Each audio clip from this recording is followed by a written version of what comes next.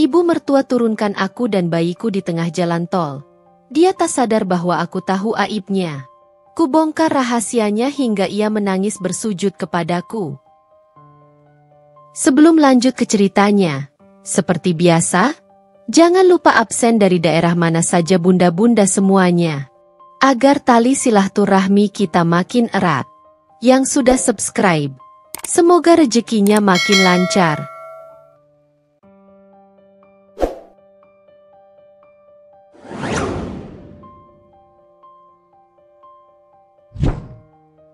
Pagi di Jakarta selalu terasa seperti tungku raksasa.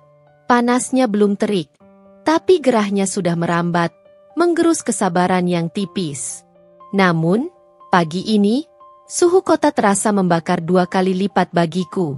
Bukan hanya karena udara yang mulai memanggang, melainkan karena bara amarah yang menyala di dada. Di pangkuanku, Gio, bayiku yang baru berusia 6 bulan, tertidur lelap dalam gendongan. Napasnya teratur dan damai. Kontras sekali dengan badai emosi yang berkecamuk dalam diriku. Kami teronggok di sisi jalan tol yang sibuk. Suara deru kendaraan yang melaju kencang menjadi latar belakang pilu bagi pemandangan tragis ini. Aku menatap mobil hitam mewah yang baru saja melesat pergi, menyisakan kami berdua di tengah ketidakpastian. Plat nomor B1234XY itu terpahat jelas di benakku. Sama jelasnya dengan wajah angkuh yang baru saja membuang kami. Wajah itu adalah wajah Mama Laila, ibu mertuaku. Mama keterlaluan, bisikku getir. Suaraku nyaris tak terdengar di antara bisingnya lalu lintas. Tenggorokanku tercekat, menahan gelombang air mata yang mendesak untuk tumpah. Ini bukan pertama kalinya Mama Laila memperlakukanku seperti sampah. Tapi kali ini, ia melewati batas. Ia tidak hanya merendahkanku, tapi juga mengancam keselamatan cucunya sendiri, cucu kesayangannya, yang ia anggap paling berharga di dunia ini. Pikiranku melayang pada kejadian 15 menit yang lalu, sebelum kami diturunkan di sini. Pertengkaran itu bermula dari hal yang sangat sepele, sebuah handuk basah. Aku lupa menggantungnya setelah mandi, meninggalkannya teronggok di kursi kamar mandi. Sebuah kesalahan kecil yang sering terjadi pada ibu muda yang kurang tidur sepertiku. Tapi bagi Mama Laila, itu adalah pemicu. Pemicu bagi segala kekesalan yang selama ini ia pendam terhadapku, menantu yang ia anggap tak pernah pantas untuk putranya, Arya. Kamu ini bagaimana? Sih, Risa? Handuk basah ditaruh begitu saja? Jorok sekali. Mama kan sudah bilang, rumah ini harus selalu bersih. Suaranya melengking tinggi dari ruang keluarga, memecah keheningan pagi yang baru saja kami nikmati. Aku yang sedang menyusui Gio di kamar, buru-buru keluar. Maaf. Tadi saya buru-buru mau ganti popok Gio. Jelasku mencoba meredakan. Alasan. Selalu saja alasan. Kamu ini memang tidak bisa diandalkan. Lihat menantunya Bu Tati, itu loh, pintar sekali mengurus rumah tangga. Istri idaman. Lah kamu? Omelnya. Nadanya menusuk seperti belati. Mama Laila memang selalu begitu. Setiap kali ada kesempatan, ia akan membanding-bandingkanku dengan menantu-menantu sempurna dari teman arisannya. Seolah aku ini adalah makhluk paling inferior di muka bumi. Matanya menatapku dengan jijik. Seolah aku adalah noda yang tak bisa dihapus dari silsilah keluarganya yang terpandang. Aku hanya bisa menunduk, menggenggam erat jemariku. Debat dengannya hanya akan memperparah keadaan. Setelah beberapa menit Mama Laila memuntahkan segala kekesalannya, Arya, suamiku, masuk ke dalam mobil. Ia menjemput ibunya untuk mengantarkan ke acara arisan. Mama Laila lantas menyeretku.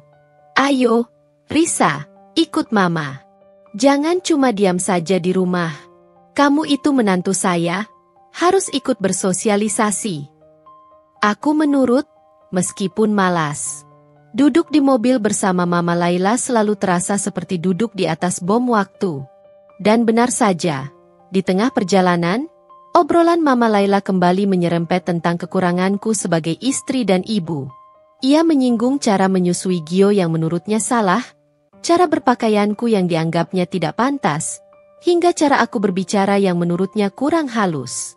Satu persatu, ia membedah setiap celah kekuranganku, di depan Arya yang hanya bisa dia membeku di kursi pengemudi. Aku mencoba bertahan, menarik napas dalam-dalam. "Mama, saya rasa tidak perlu membicarakan itu sekarang," ujarku mencoba menenangkan, namun gagal. "Oh, jadi kamu berani membantah Mama sekarang? Kamu pikir kamu siapa? Risa? Mama ini ibunya Arya. Tanpa Mama, kamu tidak akan pernah bertemu dengan Arya. Kamu pikir kamu siapa sampai berani-beraninya menantang Mama?" teriaknya. Suaranya naik 1 oktav, memekakan telinga di ruang sempit mobil. Wajahnya merah padam. "Mama, sudahlah," sahut Arya pelan, mencoba menengahi. "Diam, Arya. Kamu selalu saja membela istrimu yang tidak tahu diri ini." Mama Laila melotot ke arah Arya, lalu kembali ke arahku. "Kamu tahu? Mama tidak sudi punya menantu ceroboh dan pembangkang sepertimu. Turun. Turun sekarang juga," teriaknya, matanya menyala penuh kemarahan. Aku terkejut. Namun sebelum aku sempat membalas, ia menghentikan mobil di lajur darurat tol. Jantungku berdebar tak karuan. "Cepat turun, atau Mama akan lempar tasmu keluar," ancamnya. Demi keselamatan Gio yang masih pulas di gendonganku, aku memutuskan untuk turun. Pintu dibanting keras, dan mobil itu langsung melaju kencang, meninggalkan kami berdua di pinggir tol yang sibuk, tanpa teduhan, tanpa ampun. Di bawah terik matahari yang mulai menyengat, aku hanya bisa menatap punggung mobil hitam itu yang kian mengecil dan menghilang di kejauhan. Air mata akhirnya tumpah, bukan karena sakit hati atas perkataannya, tapi karena marah dan kecewa yang begitu mendalam. Aku tidak akan pernah melupakan, ini adalah puncak dari segala kesabaran. Mama Laila telah melewati batas. Ia tidak tahu, di balik wajah menantunya yang tampak lemah ini, ada sesuatu yang tersimpan. Sebuah rahasia. Rahasia gelap yang ia yakini terkubur dalam-dalam. Rahasia yang mampu menghancurkan semua kesombongan dan reputasi yang selama ini ia jaga mati-matian.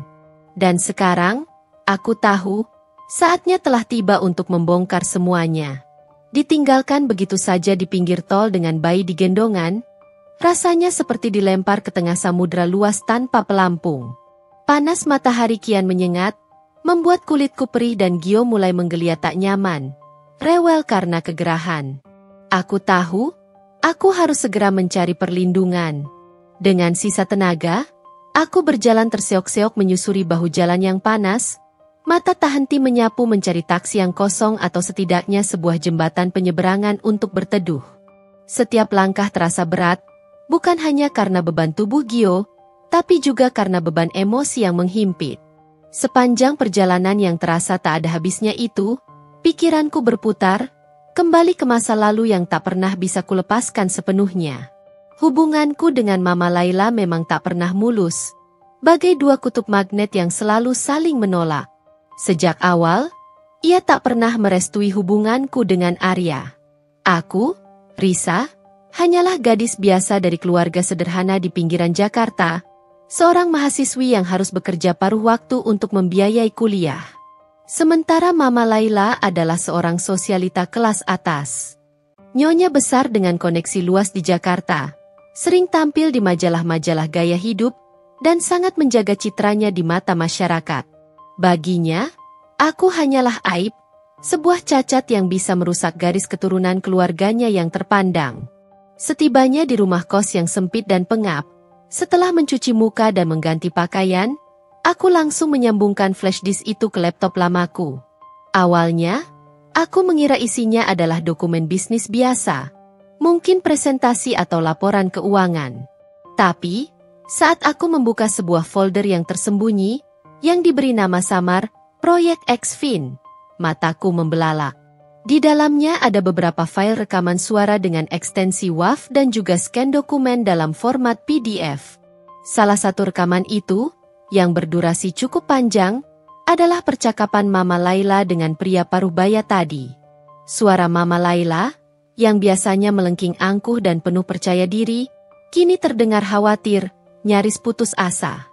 Pak Dirga, bagaimana ini? Semuanya sudah terlanjur. Kalau sampai ketahuan, kita bisa hancur. Nama baik saya, reputasi keluarga, semua yang sudah saya bangun. Lalu terdengar suara pria itu, yang kudengar sebagai Pak Dirga, menenangkan dengan nada licin. Tenang, Laila. Ini semua sudah kita atur rapi. Saham fiktif itu tidak akan terlacak. Lagi pula, siapa yang akan berani menyelidiki pejabat-pejabat yang sudah terlibat ini? Kita akan aman. Keuntungan besar ini tinggal kita nikmati bersama. Aku mendengarkan rekaman itu berulang kali, memastikan aku tidak salah dengar. Mereka membahas saham fiktif, penipuan besar yang melibatkan nominal fantastis, dan nama beberapa pejabat tinggi yang ikut terlibat. Aku tak mengerti sepenuhnya detailnya, tapi yang jelas, itu adalah sesuatu yang sangat ilegal, skema penipuan terstruktur, dan sangat berbahaya. Aku bahkan menemukan beberapa lembar scan dokumen transfer dana dengan nominal fantastis, dan beberapa kontrak mencurigakan yang terlihat palsu. Semuanya mengarah pada sebuah jaringan penipuan yang sangat rapi. Saat itu, aku hanya seorang mahasiswi polos, jauh dari dunia gelap semacam itu. Aku panik, merasa tak sengaja menemukan sebuah rahasia besar yang bisa membahayakan diriku. Aku bahkan sempat berpikir untuk melaporkannya, tapi aku terlalu takut. Apa yang bisa kulakukan sebagai seorang mahasiswi tanpa kekuatan, tanpa koneksi? Melaporkan orang-orang berkuasa dan kaya raya seperti mereka sama saja bunuh diri. Akhirnya, aku hanya menyalin semua data di flash disk itu ke hard drive eksternal milikku sebagai cadangan, dan menyembunyikan flash disk aslinya di tempat paling aman di lemari kamar kosku, jauh di bawah tumpukan buku-buku kuliah. Setelah itu, aku berusaha melupakan semuanya, menganggapnya sebagai mimpi buruk yang tak nyata.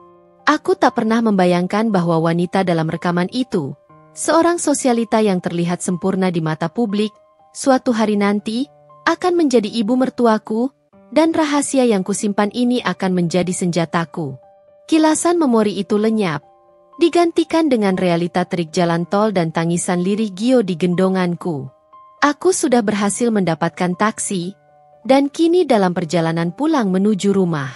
Namun, kali ini, aku tidak lagi merasa lemah dan tak berdaya. Aku tahu persis apa yang harus kulakukan. Mama Laila tidak hanya melemparku dan Gio ke pinggir jalan. Dia juga telah membangkitkan singa yang sedang tidur. Dan singa itu, kini, sudah memegang kunci aib terbesarnya. Rahasia ini bukan lagi beban, melainkan senjata. Senjata yang akan kupergunakan untuk mengakhiri tirani dan perlakuan semena-mena Mama Laila selamanya. Taksi berhenti tepat di depan gerbang rumah Arya. Aku langsung bergegas turun, membayar ongkos, dan buru-buru masuk ke dalam. Napas lega ku tarik begitu kakiku menginjak lantai marmer yang dingin di ruang tamu. Rumah ini, dulunya adalah rumah impianku yang kubayangkan akan penuh tawa dan kehangatan, kini terasa seperti sangkar emas. Mewah, megah, dengan interior modern yang tertata rapi, tapi penuh dengan tekanan yang menyesakan. Aku tahu persis siapa arsitek di balik tekanan tak kasat mata itu. Dia adalah Mama Laila. Mama Laila bukan sekadar ibu mertua biasa. Ia adalah seorang matriark, kepala keluarga yang dominan, seorang ratu yang haus kekuasaan di kerajaannya sendiri, yang tak segan menginjak siapapun yang dianggap menghalangi kehendaknya. Perawakannya memang kecil dan ramping, terawat dengan baik, rambutnya selalu tertata rapi dalam sanggul atau gelombang sempurna, dan pakaiannya selalu bermerek dari kepala hingga kaki, tak pernah luput dari sentuhan desainer ternama. Senyum tipisnya di acara-acara sosialita tampak memukau, namun di balik penampilan yang elegan dan aura sempurna itu, tersimpan ambisi, ego, dan rasa superioritas yang luar biasa besar. Ia terlahir dari keluarga berada di era Orde Baru, menikah dengan seorang pengusaha sukses yang kini sudah almarhum, dan tak pernah mengenal kesulitan hidup. Dunia ini, baginya, adalah panggung pribadinya, dan setiap orang adalah pion yang bisa ia atur. Dunia Mama Laila berputar di sekeliling Arya, putra tunggalnya. Sejak kecil, Arya selalu menjadi pusat perhatiannya. Segala keinginannya harus terpenuhi tanpa bantahan. Mama Laila selalu punya standar yang sangat tinggi untuk Arya. Mulai dari pendidikan di luar negeri, karir cemerlang di perusahaan keluarga, hingga pasangan hidup. Ketika Arya memilihku, seorang gadis biasa dari keluarga sederhana di pinggiran Jakarta, yang ia kenal saat magang di kampusnya, Mama Laila syok berat. Ia melihatku sebagai ancaman, noda dalam citra sempurna yang ia bayangkan untuk putranya dan garis keturunan Pratama yang terpandang. Arya, kamu serius dengan gadis itu? Dia dari keluarga mana? Mama tidak pernah melihatnya di acara-acara kita, atau di daftar tamu pesta sosialita. Tanyanya tajam pada Arya kala itu, nadanya penuh ketidakpercayaan, seolah aku adalah barang cacat produksi yang tak layak dipertimbangkan. Ia bahkan pernah terang-terangan menanyakan latar belakang keuanganku. Risa, apakah orang tuamu punya investasi properti di Pondok Indah? Atau mungkin saham di perusahaan besar? Pertanyaan itu dilontarkan dengan senyum tipis, seolah santai, namun tujuannya jelas, untuk merendahkanku. Aku masih ingat bagaimana ia selalu mencari-cari kesalahan kecilku. Saat pertama kali makan malam di rumahnya yang megah, ia mengomentari caraku memegang garpu. Risa, apa kamu tidak pernah diajari etika makan? Memegang garpu seperti itu tidak sopan di meja makan keluarga Pratama. Pernah juga ia membanding-bandingkan hantaran pernikahanku yang sederhana dengan hantaran mewah milik menantu sahabatnya, yang katanya puluhan kali lipat lebih berharga, ada berlian 4 karatnya. Setiap perkataannya terasa seperti tusukan jarum, pelan namun menyakitkan, meninggalkan bekas yang tak terlihat. Bahkan setelah kami menikah dan Arya memutuskan untuk kami tinggal terpisah dari orang tuanya, sebuah keputusan yang Mama Laila tentang mati-matian, ia masih terus mengintervensi. Ia datang hampir setiap hari, dengan alasan menjenguk Gio, cucu kesayangannya. Namun, kedatangannya selalu diiringi dengan daftar panjang kritik dan petunjuk yang tak diminta, dari A sampai Z. Risa, ini kenapa spray tempat tidur kotor? Mama tidak suka bau apek. Arya bisa tidak nyaman tidur di sini. Komentarnya sambil mengernyitkan hidung. Padahal spray itu baru kuganti pagi harinya dengan yang bersih. Ia bahkan pernah membuka lemari pakaianku dan mengomentari model baju yang kuanggap nyaman. Ini baju apa? Risa? Kamu mau Arya malu punya istri pakai baju seperti ini? Tidak elegan sama sekali. Ia selalu ingin mengontrol setiap aspek kehidupan kami, mulai dari menu makanan harian, yang menurutnya harus selalu hidangan ala barat atau Jepang, bukan masakan rumahan favoritku, jadwal tidur Gio, sampai bagaimana aku harus berpakaian saat menerima tamu. Aku merasa seperti boneka yang hidup di bawah pengawasan ketat, tak punya ruang untuk bernapas. Setiap sudut rumah terasa diawasi oleh mata tak terlihat Mama Laila. Arya sendiri sering merasa terjepit di antara aku dan ibunya. Ia mencintaiku, itu jelas. Ia selalu membelaku di belakang Mama Laila. Tapi ia juga sangat menyayangi ibunya. Ia selalu berusaha menenangkan Mama Laila, membela aku dengan kata-kata lembut, tapi terkadang tenaganya habis. Ia tak pernah punya keberanian untuk benar-benar melawan atau membantah ibunya secara langsung. Mama Laila punya cara unik untuk menekan. Ia tak pernah berteriak histeris di depan umum, atau membuat keributan yang bisa menarik perhatian orang lain. Sebaliknya, ia akan menggunakan kata-kata sindiran yang halus namun tajam, tatapan merendahkan yang dingin, atau membanding-bandingkanmu dengan orang lain di depan banyak orang. Ia akan tersenyum manis saat mengkritik, membuatnya sulit untuk membalas tanpa terlihat tidak sopan atau kurang ajar di mata orang lain. Ia selalu memastikan bahwa ia tampil sempurna di mata publik. Seorang ibu dan istri teladan dari keluarga terhormat, disegani oleh kalangan sosialita lainnya. Ironisnya, di balik citra sempurna yang ia bangun dengan susah payah selama puluhan tahun itu, ia menyembunyikan sebuah rahasia besar.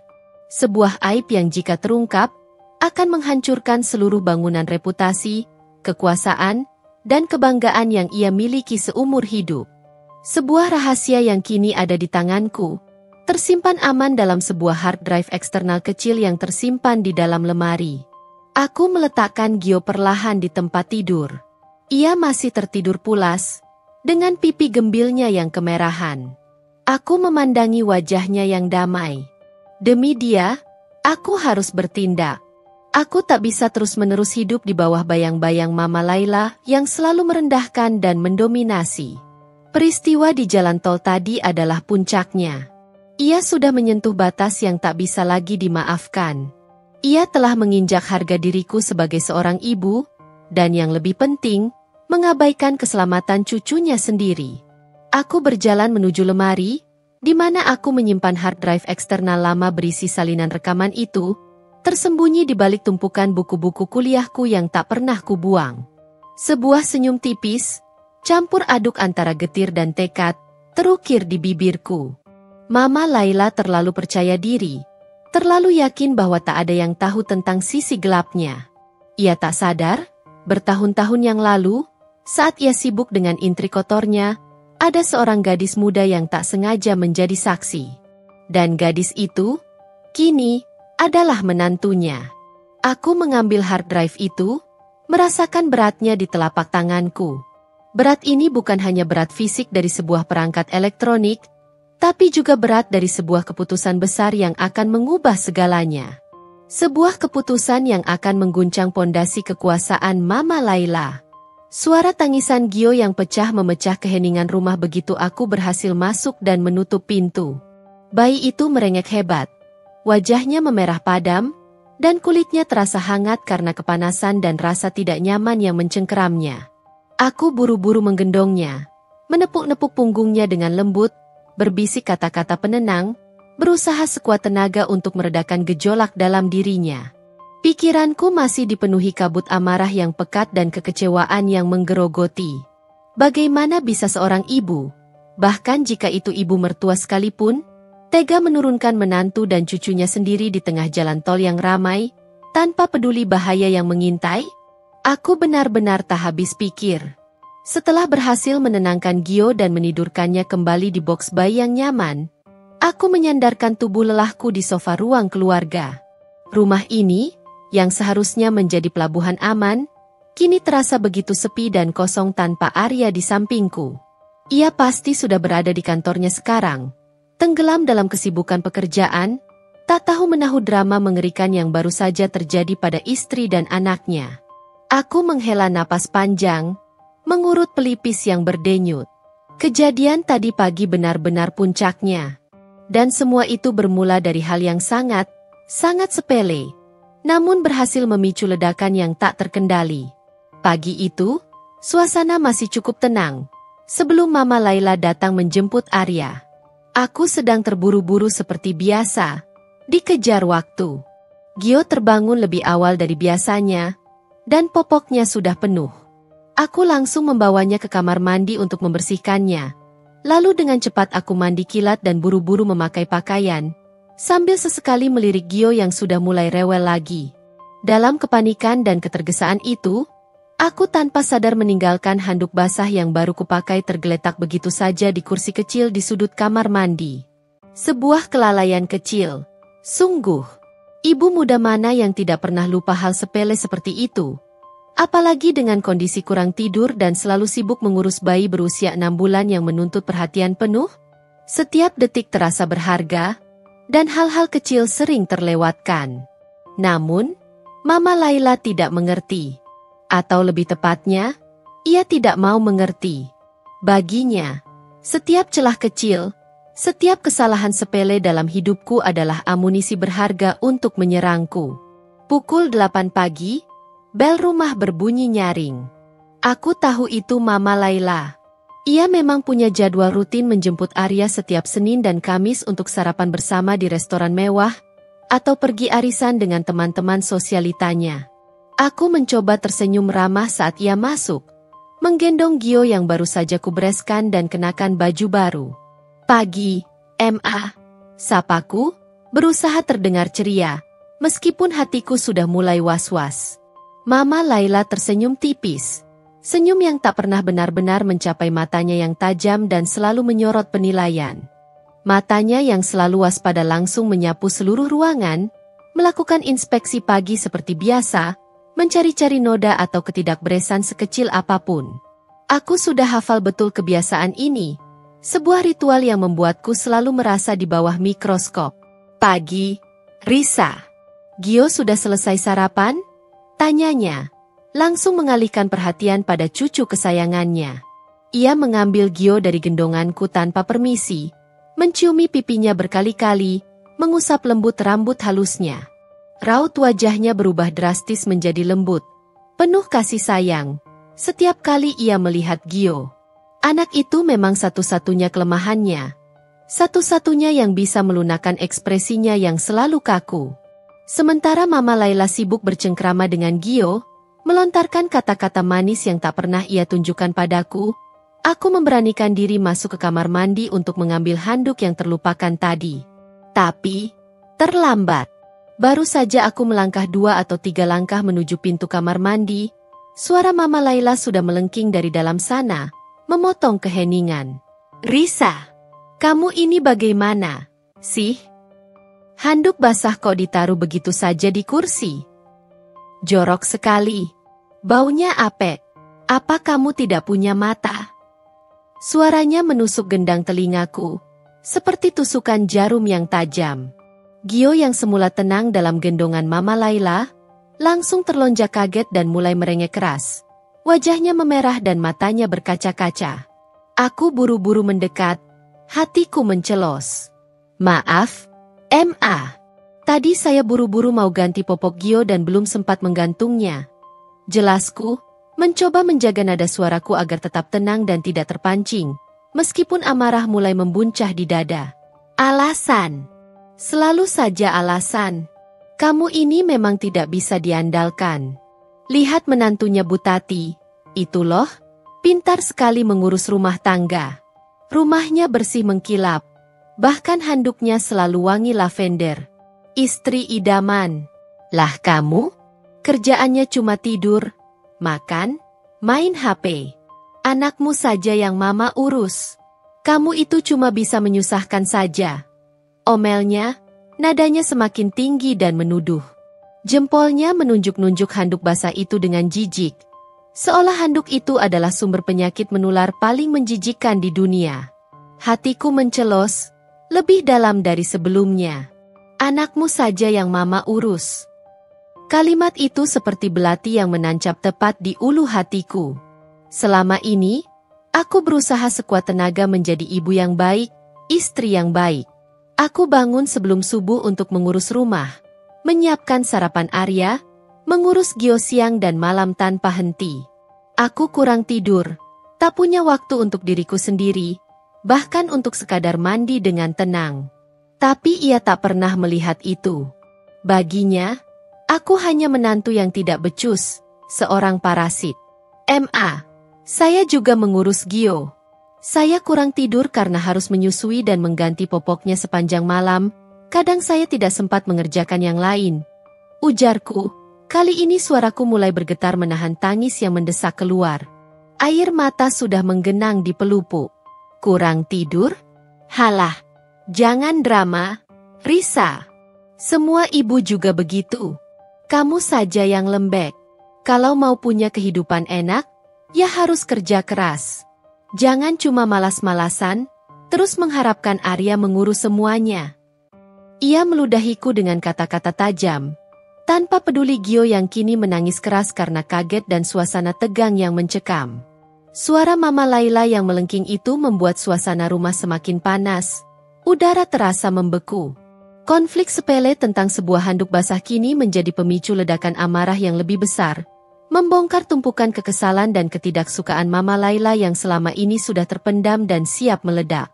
Pagi ini, tidak ada lagi senyum manis palsu di acara sosialita, tidak ada lagi topeng keanggunan. Ini adalah Mama Laila yang sebenarnya, sang penguasa yang haus kontrol, yang tak segan-segan menghancurkan siapapun yang tak sesuai standarnya, bahkan di depan cucunya sendiri. Aku merasa terpojok, terhina di rumahku sendiri, di hadapan bayi yang tak berdosa. Mataku berkaca-kaca. Namun aku bersumpah tidak akan membiarkannya melihatku lemah. Aku mengepalkan tangan erat-erat, menahan amarah dan emosi yang siap meledak. Saat itulah Arya muncul dari kamar, sudah rapi dengan setelan kerjanya, siap berangkat ke kantor. Wajahnya terlihat bingung dan cemas melihat suasana tegang di antara kami, Gio yang menangis kencang, dan ibunya yang terlihat begitu marah. Ada apa ini? Ma? Risa? Kenapa Gio menangis? Tanyanya, melirikku dan ibunya bergantian, mencoba memahami situasi. Mama Laila langsung mengubah mimiknya. Dari wajah marah dan mencerca menjadi wajah teraniaya dan penuh kesedihan. Seolah akulah yang telah berbuat jahat. Arya, lihat istrimu ini. Sudah jorok, suka membantah. Mama cuma nasihati sedikit saja dia sudah mau menangis. Ini bagaimana Mama bisa tenang meninggalkan Gio dengannya kalau begini kelakuannya? Mama hanya ingin yang terbaik untuk cucu Mama. Adunya, nadanya dramatis, penuh intonasi seolah ia adalah korban. Arya menghela napas panjang.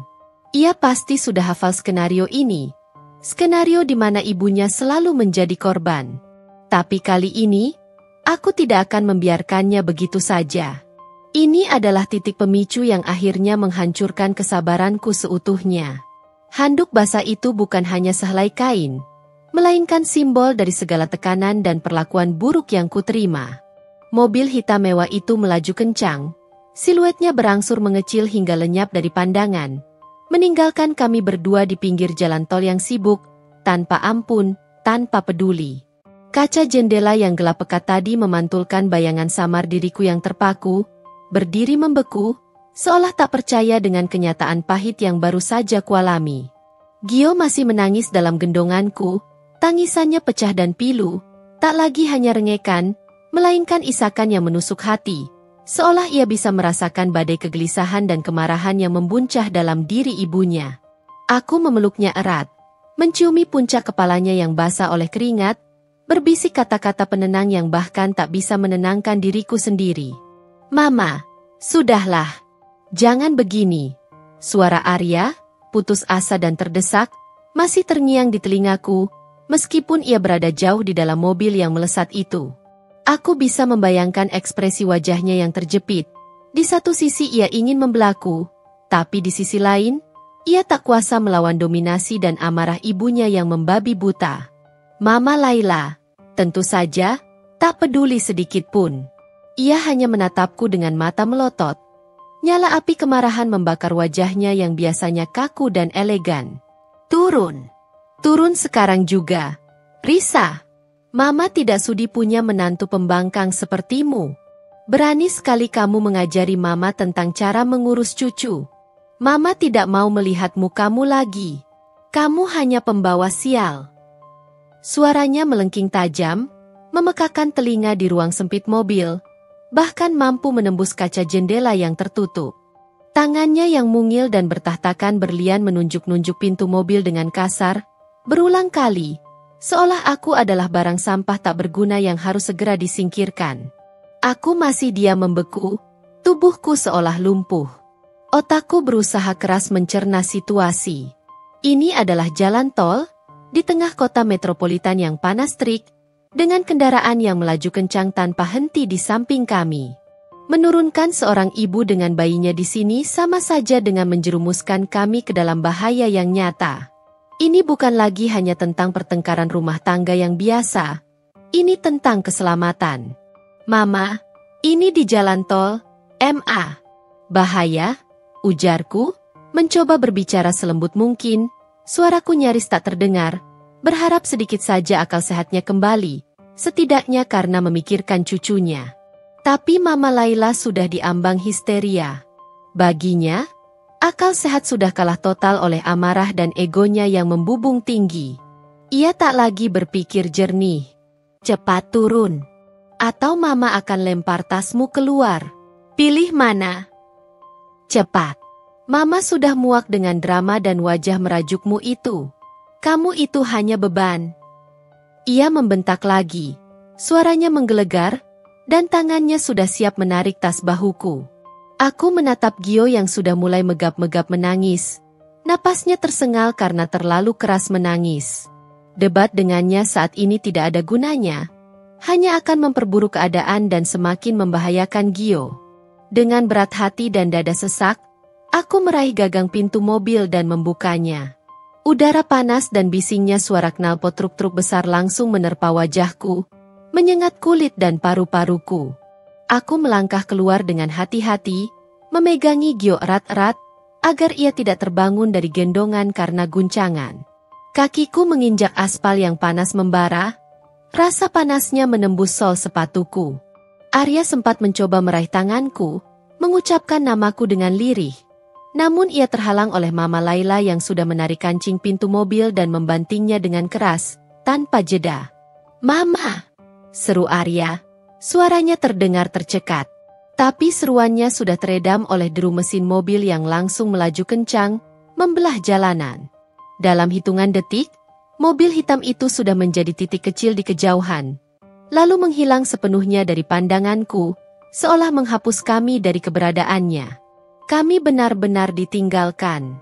Di tengah jalan tol yang sibuk, tanpa ada halte bus, tanpa teduhan satupun pohon, tanpa kursi tunggu, tanpa siapapun yang bisa dimintai pertolongan. Hanya aku dan bayiku, berdua di bawah langit yang membara.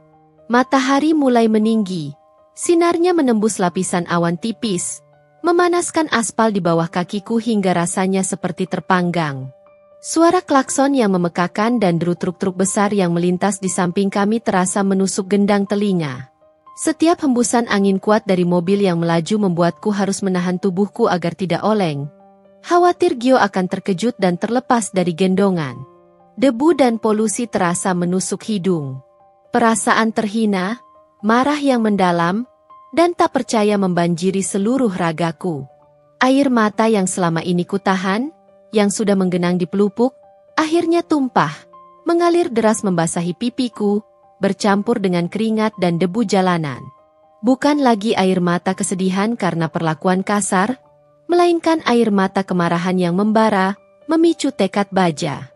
Bagaimana bisa seorang wanita yang selalu menjunjung tinggi nama baik dan reputasi keluarga, yang selalu tampil anggun dan terhormat di hadapan publik, tega melakukan hal sekotor dan sekejam ini, menurunkan menantu dan cucu sendiri di jalanan, seolah kami adalah barang tak berguna yang bisa dibuang kapan saja tanpa konsekuensi. Ia telah melewati batas kemanusiaan, batas kesopanan, dan batas kesabaranku. Gio, yang awalnya hanya merengek, kini menangis keras, terisak-isak, wajahnya merah padam, dan tubuhnya mulai lemas. Keringat membasahi rambut halusnya, tanda ia mulai dehidrasi. Aku tahu dia kepanasan, kelelahan, dan ketakutan. Aku berusaha mencari perlindungan, menyusuri bahu jalan yang panas, menoleh ke kiri dan kanan, berharap menemukan hal tebus atau sebatang pohon rindang. Tapi tidak ada apa-apa di sini. Hanya pembatas jalan, pagar besi, dan lautan mobil yang terus melaju tanpa henti. Di momen itulah, saat aku merasa benar-benar putus asa, terpojok, dan tak berdaya, kilasan memori tentang flash disk berisi rahasia Mama Laila itu kembali muncul dengan sangat jelas, bagai mercusuar di tengah badai. Sebuah pikiran yang dingin, tajam, dan kejam muncul di benakku, mengalahkan rasa sakit hati yang masih menganga. Mama Laila mungkin berpikir ia adalah pemenang dalam setiap pertarungan. Ia mungkin merasa puas bisa merendahkanku serendah-rendahnya, memperlakukanku seperti budak. Tapi ia tak sadar bahwa kali ini, ia telah membangunkan raksasa yang selama ini tertidur pulas. Ia telah membuat kesalahan terbesar dalam hidupnya, kesalahan yang akan berbalik menghancurkannya. Aku berhenti sejenak, di bawah bayangan tipis rambu lalu lintas yang tak seberapa. Dengan jari yang gemetar, aku mengeluarkan ponsel dari tas. Layar ponsel menunjukkan sinyal yang lemah. Aku harus menghubungi taksi online secepatnya. Perjalanan pulang ini akan menjadi perjalanan terpanjang dan paling berkesan dalam hidupku. Dan sesampainya di rumah, aku bersumpah, aku akan mencari flash disk itu. Mama Laila akan tahu harga dari perbuatannya hari ini, Sangatlah mahal, jauh melampaui harga diri yang telah ia injak-injak. Mendapatkan taksi di pinggir jalan tol ternyata lebih sulit dari yang kubayangkan. Beberapa taksi melintas dengan kecepatan tinggi, menciptakan hembusan angin panas yang membuat Gio semakin tidak nyaman. Namun tak ada satupun yang melambat apalagi berhenti. Mungkin karena melihat seorang ibu dengan bayi di pinggir jalan tol yang sibuk, mereka ragu, atau mungkin sekadar acuh tak acuh. Panas semakin terik, matahari tepat di atas kepala, dan Gio sudah mulai rewel lagi. Tangisannya kini diiringi rengekan frustrasi. Wajahnya yang gembil memerah, dan ia terus terisak pelan, sesekali mengucek mata kecilnya. Aku merutuki diri sendiri karena tidak punya keberanian yang cukup untuk memaki Mama Laila tadi, untuk meluapkan semua kekesalan di tempat. Harusnya aku membalasnya, menamparnya dengan kata-kata, tapi lagi-lagi, demi Gio yang masih tak mengerti apa-apa, aku harus menahan diri, membiarkan kemarahan itu mengendap di dalam. Setelah menunggu sekitar 15 menit yang terasa seperti 1 jam di bawah terik mentari, akhirnya sebuah taksi online dengan plat nomor yang kipesan melalui aplikasi berhenti agak jauh di depan, sedikit menepi dari lajur cepat. Aku berjalan cepat, setengah berlari, sambil menahan guncangan pada Gio, menuju taksi itu. Rasa lega bercampur dengan amarah yang membuncah menjadi satu gumpalan di dadaku saat aku berhasil masuk ke dalam mobil. Udara dingin dari AC taksi langsung menyambut, mengusir gerah yang membakar kulitku dan Gio, memberikan sedikit kelegaan fisik. Ke Jalan Merdeka Raya nomor 15. Pak, ucapku datar kepada supir yang menatapku lewat spion tengah. Mungkin heran melihat penampilanku yang acak-acakan dan raut wajahku yang tegang. Sepanjang perjalanan pulang, aku memeluk Gio erat-erat. Ia kini sudah tenang. Mungkin karena kelelahan, dan kembali tertidur pulas dalam gendonganku. Air mata di pipiku sudah mengering, meninggalkan jejak perih. Namun, kekosongan air mata itu digantikan oleh kobaran api yang membara di dalam dada. Pikiran-pikiran gelap, tentang pembalasan, tentang kehancuran, berputar tak henti di benakku, membentuk skenario demi skenario balas dendam yang dingin dan terencana. Bagaimana Mama Laila bisa setega ini? Mengapa ia begitu membenciku? Apakah karena aku tidak sekaya menantu teman-temannya yang sering ia banggakan? Apakah karena aku tidak lulusan luar negeri sepertinya? Apakah karena aku tidak memiliki nama belakang yang terpandang? Pertanyaan-pertanyaan itu terus berputar. Namun hanya ada satu jawaban yang semakin menguat, membakar setiap sel di tubuhku. Ini sudah tidak bisa dibiarkan lagi. Aku tak akan membiarkan Gio tumbuh besar di bawah bayang-bayang neneknya yang egois, kejam, dan dominan. Aku tak ingin ia melihat ibunya terus-menerus direndahkan, diinjak-injak harga dirinya, tanpa bisa melawan. Harga diriku sudah diinjak-injak berkali-kali, dan kini, Mama Laila telah melangkah terlalu jauh. Ia telah mengancam keselamatan putraku, darah dagingnya sendiri. Ini adalah sebuah garis yang tak boleh dilewati, sebuah garis merah yang telah ia langgar. Dan untuk pelanggaran ini, ia harus membayar mahal. Tiba-tiba, memuar tentang flash disk itu, yang berisi rahasia gelap Mama Laila, kembali berkelebat dengan sangat jelas di benakku, lebih terang dari sebelumnya.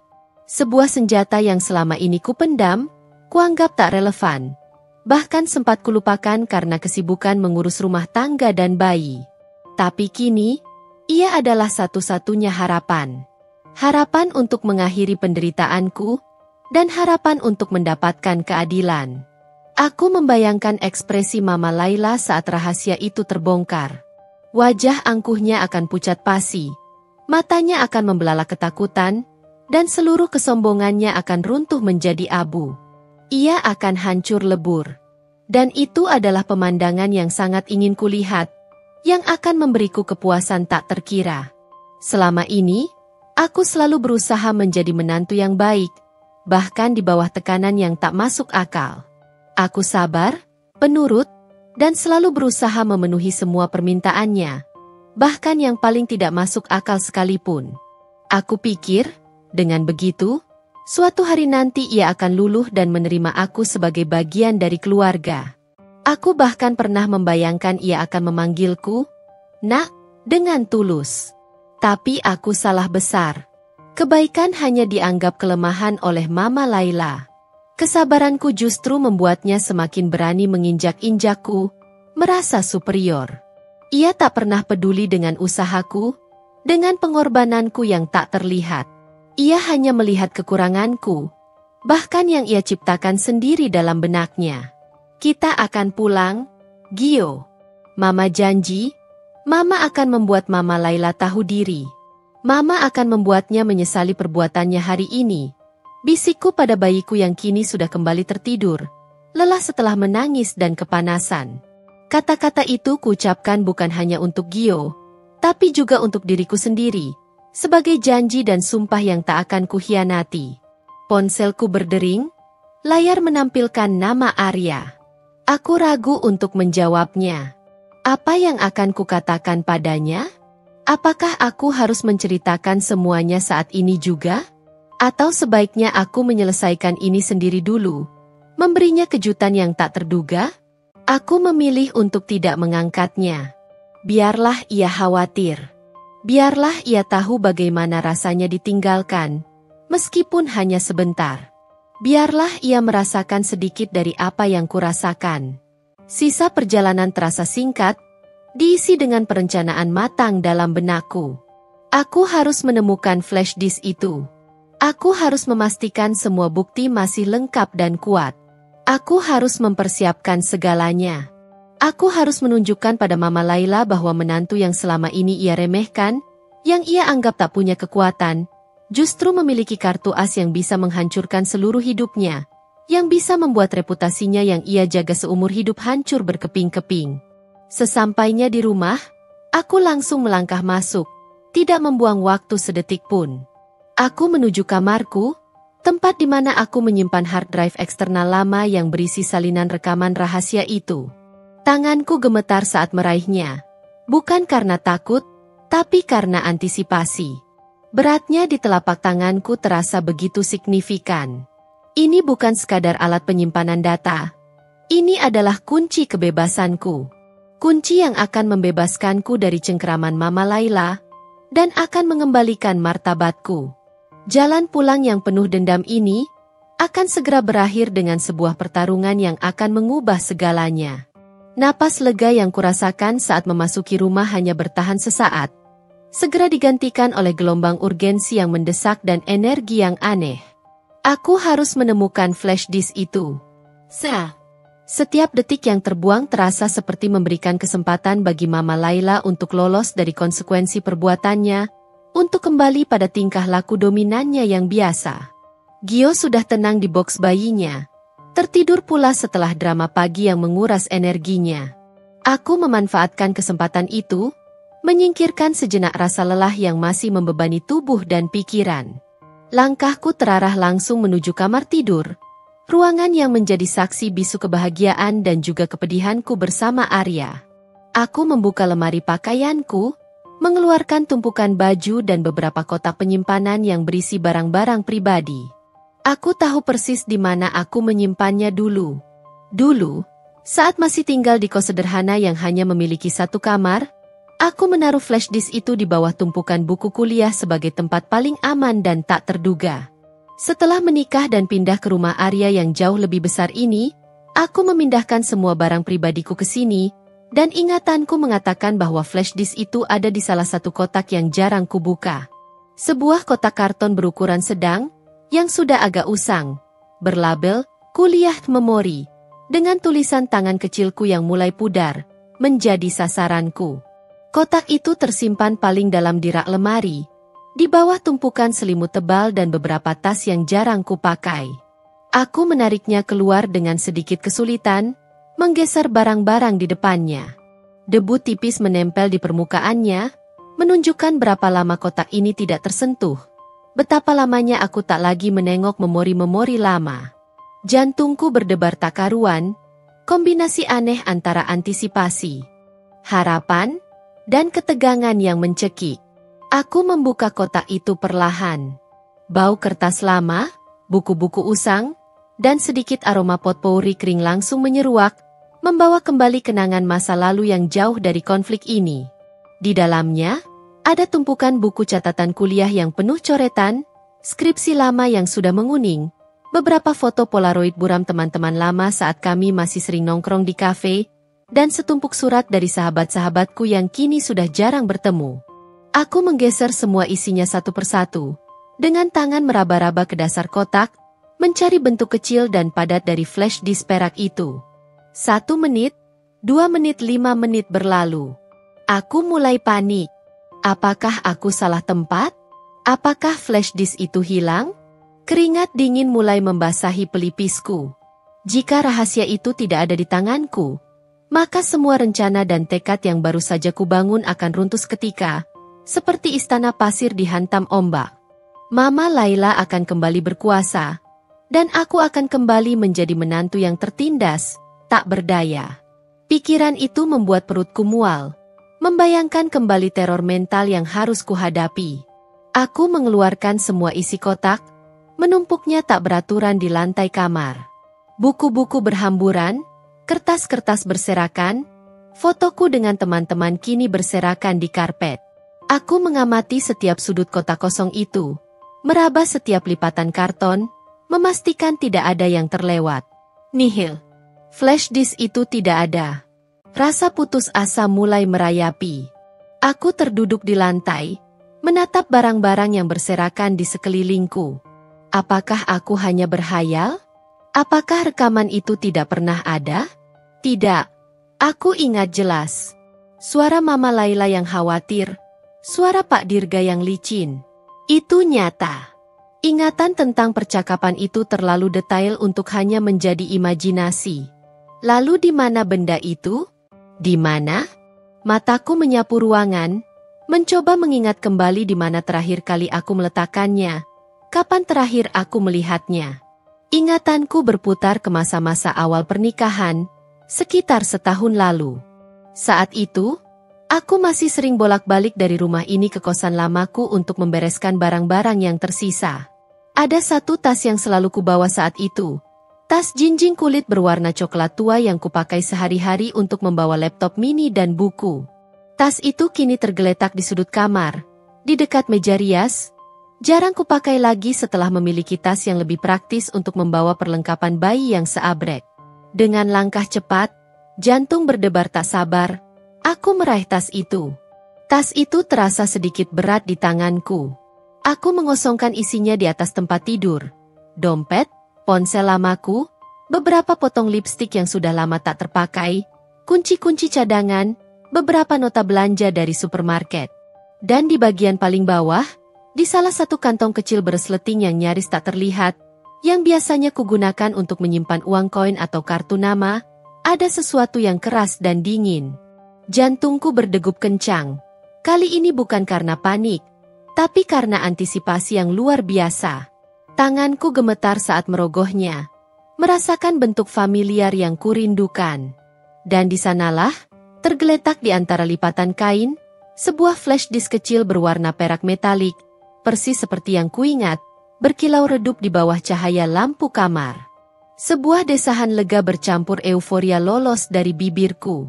Aku meraihnya, memegangnya erat-erat dalam genggaman, seolah itu adalah harta karun paling berharga di dunia. Ini bukan sekadar alat elektronik. Ini adalah kunci kebebasan dan pembalasanku. Ini adalah tiketku untuk mengakhiri penderitaan. Flash disk ini adalah bukti yang tak terbantahkan. Bukti bahwa Mama Laila, yang selama ini selalu tampil sempurna di mata publik, yang selalu menjunjung tinggi nama baik keluarganya di setiap kesempatan, sebenarnya adalah seorang kriminal. Seorang penipu. Dengan bukti ini, aku tidak lagi lemah dan tak berdaya. Dengan bukti ini, aku bisa melawan. Senyum tipis terukir di bibirku. Kali ini bukan senyum getir, melainkan senyum penuh tekad yang membaja dan sebuah rencana yang mulai terwujud. Aku menatap flash disk di telapak tanganku, merasakan kekuatan yang terpancar darinya. Ini adalah senjata pamungkas, yang selama ini tersembunyi, terlupakan di antara kotak kenangan masa lalu. Dan sekarang, ia kembali. Tepat pada waktunya. Saatnya untuk menunjukkan pada Mama Laila, bahwa badai yang ia ciptakan, akan berbalik menghantam dirinya. Dengan jantung berdegup kencang, sebuah irama tak beraturan yang memacu adrenalin, aku membawa flash disk perak itu ke meja kerja Arya di sudut kamar. Gio masih tidur pulas, napasnya teratur dan tenang, memberikan aku waktu yang sangat berharga untuk melakukan apa yang harus kulakukan, sebelum ia terbangun dan menuntut perhatian penuhku. Aku menyalakan laptop Arya, sebuah perangkat canggih yang jarang ia sentuh karena lebih sering menggunakan tablet atau ponsel, dan menunggu layarnya menyala. Jemariku terasa dingin meskipun suhu ruangan cukup hangat. Aku bisa merasakan setiap aliran darah di tubuhku. Ini adalah momen yang akan menentukan segalanya. Sebuah gerbang menuju kebebasan atau kembali ke kungkungan. Aku menyambungkan flash disk itu ke port USB yang ada di samping laptop. Sebuah jendela pop-up muncul di layar, menunjukkan isi folder di dalamnya. Di sana, tepat seperti yang kuingat, ada folder bernama Proyek Xfin, yang tersembunyi di antara folder-folder lain yang tampaknya tidak penting dan acak. Nama itu sendiri sudah terasa mencurigakan. Sebuah kode untuk sesuatu yang disembunyikan. Aku mengeklik 2 kali folder itu, dan deretan file muncul, berjajar rapi. Beberapa file rekaman suara dengan ekstensi WAV dan sejumlah dokumen PDF. Aku mengeklik file rekaman suara pertama, dengan nama Conversation 01 WAV. Suara bising kafe yang samar-samar, denting gelas yang beradu, suara tawa orang-orang yang mengobrol, dan aroma kopi yang entah mengapa masih terbayang, menjadi latar belakang. Lalu, terdengar suara seorang pria yang kini sudah familiar di telingaku, Pak Dirga, sosok yang dulu kulihat bersama Mama Laila di kafe itu. Suaranya licin, tenang, meyakinkan, namun penuh otoritas dan tersirat bahaya. Dan kemudian, suara yang tak akan pernah kulupakan, suara Mama Laila. Rekaman itu dimulai dengan Mama Laila yang terdengar gelisah. Suaranya sedikit bergetar. Pak Dirga, bagaimana ini? Semuanya sudah terlanjur. Kalau sampai ketahuan, kita bisa hancur. Nama baik saya, reputasi keluarga Pratama, semua yang sudah saya bangun selama ini akan musnah. Ada nada panik yang jelas dalam suaranya. Sebuah kontras yang tajam dengan citra Mama Laila yang selalu tenang, terkendali, dan sempurna di mata publik. Ia terdengar seperti wanita yang terdesak, bukan penguasa yang sombong. Lalu suara Pak Dirga menenangkan, dengan nada penuh percaya diri yang mengganggu. Tenang, Laila. Ini semua sudah kita atur rapi. Saham fiktif itu tidak akan terlacak. Kita punya orang-orang di dalam. Lagi pula, siapa yang akan berani menyelidiki pejabat-pejabat yang sudah di tangan kita? Mereka semua sudah ikut menikmati hasilnya. Kita akan aman. Keuntungan besar ini tinggal kita nikmati. Aku menahan napas. Saham fiktif, pejabat-pejabat. Kata-kata itu berputar di benakku, menegaskan kembali apa yang sudah kuduga dari rekaman singkat yang kudengar 2 tahun lalu. Ini bukan sekadar transaksi bisnis yang mencurigakan atau kolusi kecil. Ini adalah penipuan skala besar yang melibatkan banyak pihak berkuasa, sebuah kejahatan terorganisir yang menjijikkan. Aku memutar rekaman lain, Discussion 02 WAV. Di rekaman kedua ini, percakapan mereka semakin mendalam dan detail. Mereka membahas tentang bagaimana mereka menciptakan perusahaan cangkang di luar negeri, memanipulasi laporan keuangan, dan menarik dana investasi dari beberapa proyek infrastruktur fiktif yang hanya ada di atas kertas. Dana dari proyek pembangunan jembatan fiktif itu, pastikan sudah masuk ke rekening luar negeri. Ya, jangan sampai ada jejak di sini, bahkan sekecil apapun.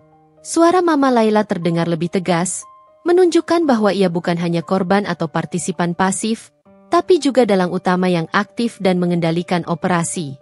Ada juga percakapan tentang memuluskan jalur birokrasi, mengindikasikan adanya suap kepada pejabat tinggi pemerintah. Pak Menteri sudah setuju untuk menutup mata, asalkan bagiannya jelas dan lancar, kata Pak Dirga. Mama Laila tertawa kecil. Tawa yang dulu kukira anggun dan berkelas, kini terdengar dingin, menghitung, dan penuh keserakahan. Tentu saja, Kita harus memastikan semua pihak senang, terutama yang punya kekuatan untuk melindungi kita dari penyelidikan. Tanganku gemetar saat mengeklik file PDF satu persatu. Ada bukti transfer dana dalam jumlah miliaran rupiah, bahkan puluhan miliar, ke beberapa rekening asing dan juga rekening lokal atas nama perusahaan-perusahaan yang tak pernah kudengar sebelumnya, yang ternyata adalah perusahaan cangkang. Ada juga salinan kontrak-kontrak proyek fiktif dengan tanda tangan yang tampaknya dipalsukan atau dijiplak. Dokumen-dokumen ini adalah bukti yang tak terbantahkan, memperkuat setiap kata dalam rekaman suara itu. Semua bukti ini saling berkaitan, membentuk sebuah jaringan kejahatan ekonomi yang rapi, terorganisir, dan melibatkan figur-figur penting di pemerintahan maupun swasta. Ini adalah gunung es kejahatan yang selama ini tersembunyi. Kini, dengan jelas, aku memahami skala kejahatan Mama Laila. Ini bukan hanya sekadar aib pribadi seperti perselingkuhan atau masalah keluarga biasa. Ini adalah kejahatan serius, sebuah penipuan besar-besaran yang bisa menyeretnya ke penjara untuk waktu yang lama, menghancurkan nama baik keluarga Pratama secara permanen, dan membuang semua kekayaan serta reputasi yang ia perjuangkan seumur hidup. Ia bukan hanya sombong, ia adalah seorang penjahat kerah putih. Aku menutup laptop perlahan, bersandar di kursi, pandanganku kosong menatap dinding. Rasa terkejut bercampur dengan kemarahan yang membara, amarah yang kini beralih menjadi tekad dingin. Wanita yang selama ini begitu bangga dengan status sosialnya, yang selalu merendahkanku karena latar belakang keluargaku yang sederhana, yang selalu membandingkanku dengan standar mustahilnya, ternyata adalah seorang penipu ulung yang telah menginjak-injak hukum dan moral. Ia membangun kekayaan dan reputasinya di atas kebohongan, kerugian banyak orang, dan mungkin juga penderitaan banyak pihak. Dan kini, semua rahasia kotor itu ada di tanganku. Rahasia yang bisa kubongkar kapan saja, di mana saja, kepada siapa saja. Sebuah senjata yang begitu ampuh, yang mampu mengakhiri tirani Mama Laila, dan akan membuatnya merasakan apa itu rasa takut yang sebenarnya. Aku menatap Gio yang masih tertidur pulas, wajahnya polos dan damai. Demi dia, dan demi diriku sendiri, demi harga diri yang telah ia rampas, aku harus menggunakan senjata ini. Tidak ada lagi jalan kembali. Pertarungan yang sebenarnya baru saja dimulai. Aku menatap layar laptop yang kini gelap, memantulkan bayanganku yang tampak lelah. Namun sepasang mata di dalamnya memancarkan tekad yang membara. Di tanganku, flash disk perak itu terasa dingin dan berat, bagai bola meriam yang siap ditembakkan, sebuah senjata yang tak pernah kubayangkan akan kumiliki. Gio masih pulas di boks bayinya. Napasnya teratur, naik turun dengan tenang, seolah tak terpengaruh badai yang bergolak di dalam hatiku yang nyaris meledak. Ruangan terasa sunyi, namun di benakku, riuh rendah suara Mama Laila yang melengking saat mengomel dan suara Pak Dirga yang licin saat bersekongkol masih berdengung, diselingi bisikan-bisikan keraguan yang mencoba merayapi tekadku. Bagaimana bisa aku, Risa, seorang ibu rumah tangga biasa yang dulunya hanya memikirkan skripsi, pekerjaan paruh waktu, dan novel-novel romansa, kini memegang rahasia sebesar ini? Sebuah rahasia yang tidak hanya bisa menjatuhkan Mama Laila, tetapi juga mengguncang reputasi beberapa pejabat tinggi di negeri ini, dan mungkin menyebabkan kerugian bagi banyak pihak yang tidak bersalah jika terkuak ke publik. Kekuatan yang tiba-tiba kudapatkan ini terasa begitu asing, begitu menakutkan, sekaligus membebaskan. Gejolak batin mulai melanda, menyerbu pikiranku tanpa ampun. Di satu sisi, ada amarah yang membara, sebuah kobaran api yang tak bisa lagi kupadamkan, atas perlakuan Mama Laila yang sudah sangat keterlaluan. Ia telah menginjak-injak harga diriku, memperlakukanku layaknya seorang budak, bahkan tega menurunkan aku dan cucunya sendiri di jalan tol yang berbahaya. Rasa sakit hati dan dendam itu menuntut pembalasan, sebuah keadilan yang setimpal. Rekaman ini adalah tiketku untuk melihatnya hancur, untuk membuatnya merasakan ketakutan dan kehinaan yang selama ini ia taburkan padaku. Aku membayangkan Mama Laila yang angkuh itu menangis terseduh-seduh, bersujud di kakiku, memohon ampun dengan suara yang tidak pernah kudengar sebelumnya. Itu adalah imaji yang begitu memuaskan.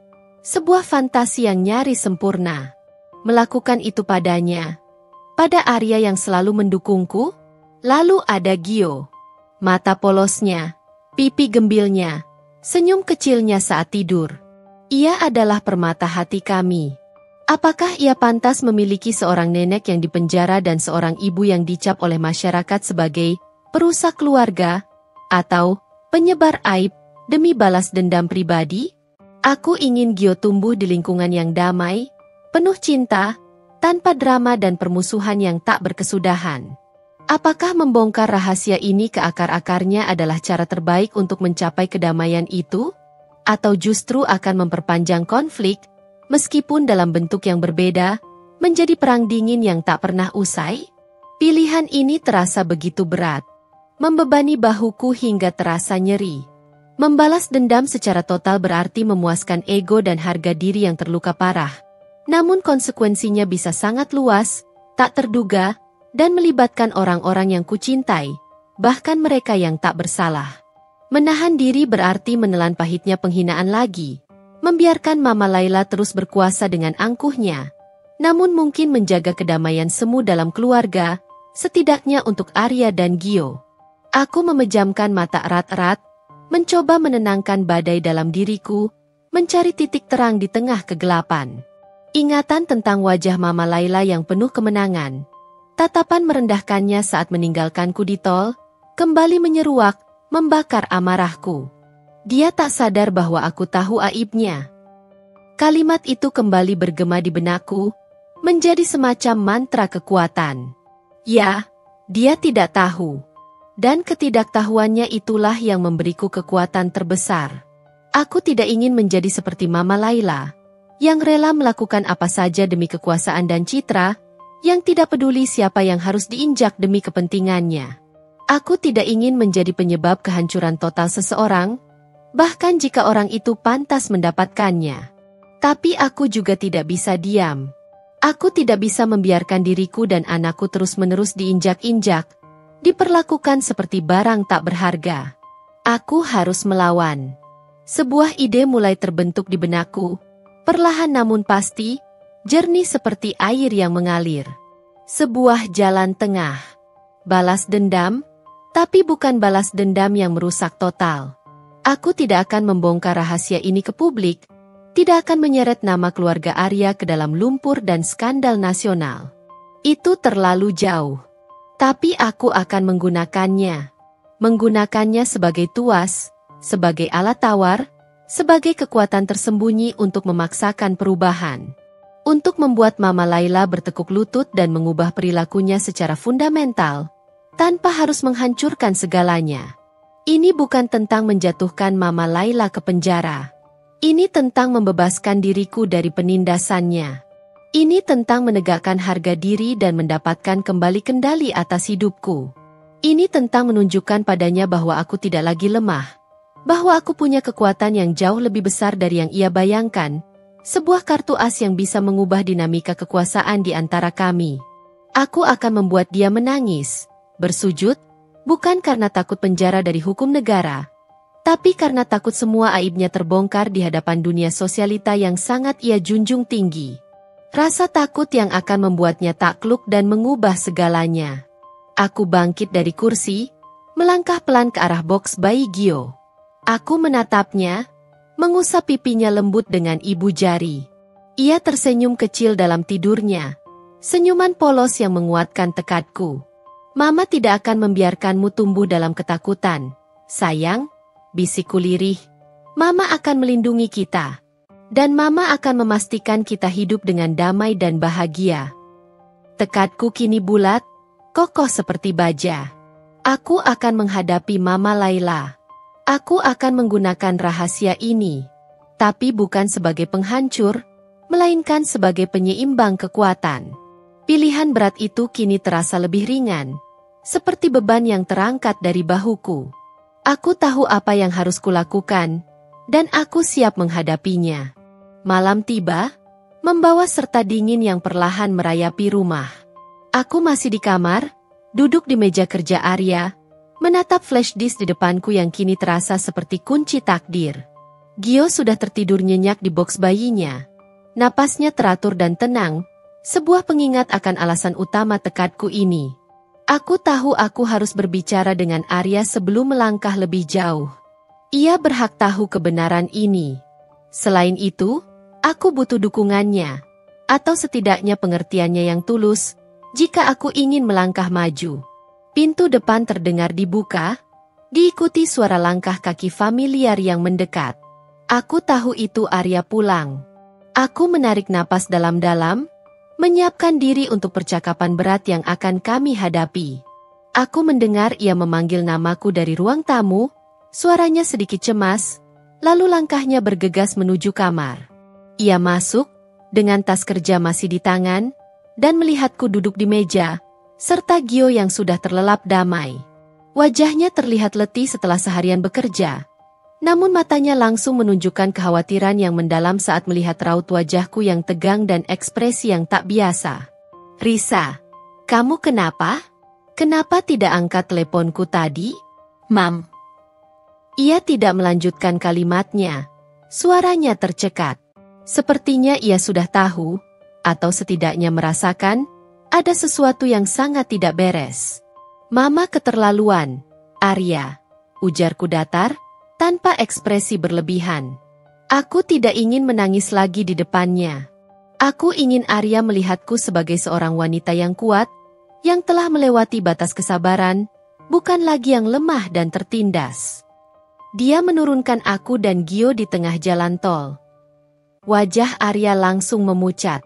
Tas kerjanya jatuh ke lantai tanpa suara. Ia berjalan mendekatiku dengan langkah cepat, raut terkejut, marah, dan tak percaya beradu di wajahnya. "Apa? Jalan tol? Mam." Mama tega? Bagaimana bisa Mama melakukan itu pada kalian?" Ia menggelengkan kepala tak percaya. Tangannya mengacak rambutnya frustrasi.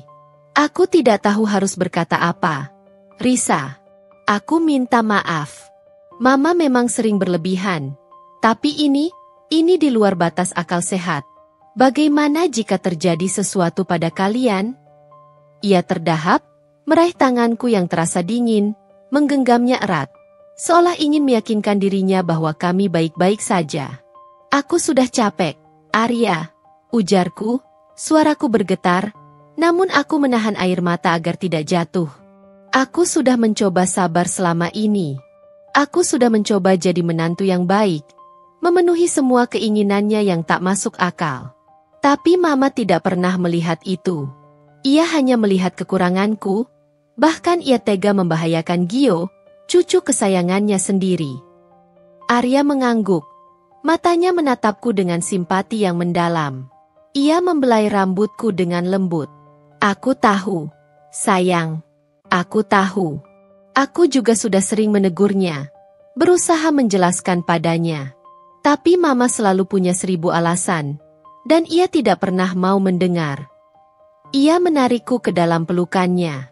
Aku membiarkan diriku bersandar padanya sejenak, merasakan kehangatan dan kekuatannya. Dalam pelukannya, aku merasa sedikit lebih aman, sedikit lebih tenang. Setelah beberapa saat, aku melepaskan pelukan itu, meskipun rasanya ingin berlama-lama di sana. "Aku harus menyelesaikan ini. Ada hal lain yang harus kamu tahu, Arya," ucapku pelan, menatap lurus ke matanya yang kini penuh tanya. Aku mengambil flash disk dari meja, mengangkatnya agar ia bisa melihatnya jelas. "Ini. Aku menemukan ini dulu, jauh sebelum kita menikah. Aku tidak pernah mengira ini akan berguna, sampai hari ini." Arya menatap flash disk itu dengan kening berkerut dalam. Kerutan itu menandakan kebingungan dan sedikit ketakutan. "Apa ini, Risa? Dokumen pekerjaanmu?" "Ini adalah rahasia Mama Laila," jawabku, suaraku rendah dan tegas, penuh dengan bobot kebenaran. Rahasia yang bisa menghancurkan reputasinya seumur hidup. Rahasia yang bisa menyeretnya ke penjara. Wajah Arya berubah drastis, tegang, dan pucat pasi. Ia mengambil flash disk itu dari tanganku, Jemarinya terasa dingin dan gemetar. Matanya menatapku dengan campuran kebingungan, ketakutan, dan rasa sakit yang mulai terlihat. Apa maksudmu, Risa? Penjara? Mama? Aku menjelaskan semuanya, perlahan, detail demi detail, tanpa ada yang kulewatkan. Bagaimana aku menemukan flash disk itu di kafe? Bagaimana aku mendengarkan rekamannya? Dan isi percakapan Mama Laila dengan Pak Dirga tentang saham fiktif, penipuan besar, dan keterlibatan pejabat-pejabat yang punya nama dan koneksi. Aku juga menyebutkan tentang dokumen transfer dana yang fantastis, yang jumlahnya bahkan tak bisa kubayangkan. Aku melihat wajah Arya semakin pucat dan matanya semakin membelalak seiring dengan setiap kata yang keluar dari mulutku. Ia mendengarkan tanpa interupsi. Sesekali menghela napas berat, tangannya menggenggam flash disk itu erat-erat seolah itu adalah benda rapuh yang bisa hancur kapan saja. Ketika aku selesai bercerita, keheningan yang mencekam menyelimuti ruangan. Hanya suara napas kami yang terdengar. Arya terduduk di kursi meja kerja, memijat pelipisnya dengan kedua tangan. Ekspresinya menunjukkan keterkejutan yang luar biasa, kekecewaan yang mendalam, dan rasa sakit yang menusuk hati. Ia tidak lagi melihat ibunya sebagai sosok yang hanya sekadar keras atau dominan, tetapi sebagai seorang penipu, seorang kriminal yang terlibat dalam kejahatan besar. "Mama melakukan ini?" bisiknya. Suaranya nyaris tak terdengar, seolah ia tak ingin percaya bahwa ibunya sendiri mampu melakukan hal sejijik itu. Aku tidak pernah tahu. Aku tidak pernah membayangkan Mama terlibat dalam hal seperti ini. Aku juga tidak, Arya. Sampai aku mendengarkan rekaman itu hari ini. Jawabku, suaraku kini lebih tenang. Mama Laila yang selama ini mencemooh latar belakangku, yang selalu merasa superior dan berkuasa, ternyata adalah seorang penipu ulung yang membangun kekayaannya dari kebohongan. Arya mengangkat wajahnya, menatapku dengan mata berkaca-kaca, penuh kekhawatiran dan kesedihan yang mendalam. "Lalu, apa yang akan kamu lakukan, Risa?" tanyanya, suaranya serak. Ia tahu betul kekuatan yang kini ada di tanganku. Ia tahu betapa berbahayanya rahasia ini, bukan hanya bagi ibunya, tapi juga bagi seluruh keluarganya. Aku menatapnya lurus, memberikan ketenangan dalam kegelisahannya. Aku tidak akan membongkar ini ke publik, Arya. Aku tidak akan menghancurkan nama baik keluargamu, atau masa depan Gio. Itu bukan tujuanku. Tapi aku tidak bisa diam. Aku tidak akan membiarkan Mama Laila terus-menerus memperlakukanku seperti ini. Dia harus berubah. Dia harus tahu batasannya. Arya menatapku, matanya mencari kepastian dan keyakinan. Aku tahu ia lega aku tidak ingin menghancurkan ibunya secara total. Namun ia juga tahu aku sangat serius dengan ancamanku. Ia mengangguk pelan, sebuah anggukan persetujuan yang penuh beban. "Aku akan mendukungmu, Risa. Apapun yang kamu putuskan. Aku malu dengan perbuatan Mama. Aku juga tidak bisa membiarkan ia terus begitu." Suaranya terdengar tulus, dan itu melegakan hatiku. Mendengar dukungan Arya, hatiku terasa sedikit lebih ringan. Beban di pundakku terasa berkurang separuh. Aku tahu, dengan Arya di sisiku, aku tidak sendirian menghadapi pertarungan ini. Ia adalah penengah di antara aku dan ibunya selama ini. Namun kali ini, ia memilih sisiku, memihak kebenaran dan keadilan. Ini adalah kekuatan yang tak ternilai, sebuah fondasi yang kokoh untuk langkah selanjutnya. Keesokan harinya, suasana di rumah terasa berbeda. Arya berangkat kerja seperti biasa. Namun ada raut wajah serius yang tak bisa disembunyikannya. Ia tahu badai akan segera datang.